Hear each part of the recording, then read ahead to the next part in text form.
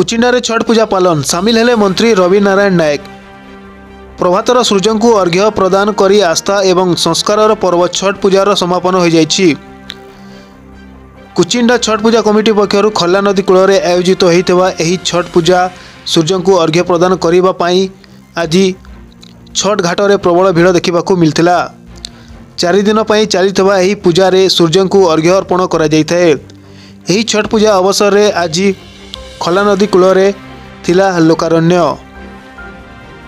बिहारी संप्रदायर बड़ पर्व छठ।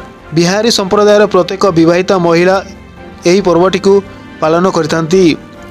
एथिरे सूर्य को आराधना करा जायते। एही परिप्रेक्षी रे आज बहु संख्यार बिहारी महिला और पुरुष कुचिंडा खल्ला नदी कूल में एकाठी होई सूर्य को पूजा करथिले।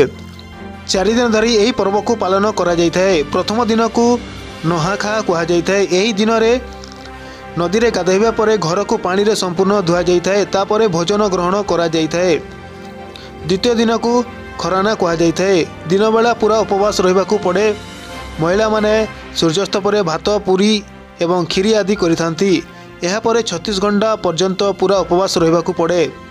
छठ पूजा रे सामिल होई प्रभात सूर्य को अर्घ्य प्रदान करचंती मंत्री रवि नारायण नायक।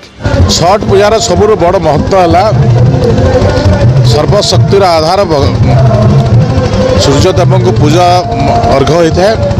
ये पूजा अर्घ्य जो माने बिहारी संप्रदाय अच्छा बिहार आसी मोर कुचिंडा से समस्त छठ पर्व सहित निजक सामिल कर सहित बर्तमान ये छठ पर्व भी आम गाँ गहली लोक मानक भी आकृष्ट करुच्ची। कारण जे ये जो गोटे रामचरित्र मानस जो गीत ता सहित जो अर्घर प्रकार शैली एवं समस्त परिवार सामिल होवार संगे संगे जो निष्ठार सहित से माने कार्यक्रम नहीं थांती सेटा हूँ सब महानता। द्वितीय कथा हूँ गोटे प्रसाद सेवन बिहारी मान गोटे ठेका सहित से माने समस्त को प्रसाद रे भी आप्यायित करते।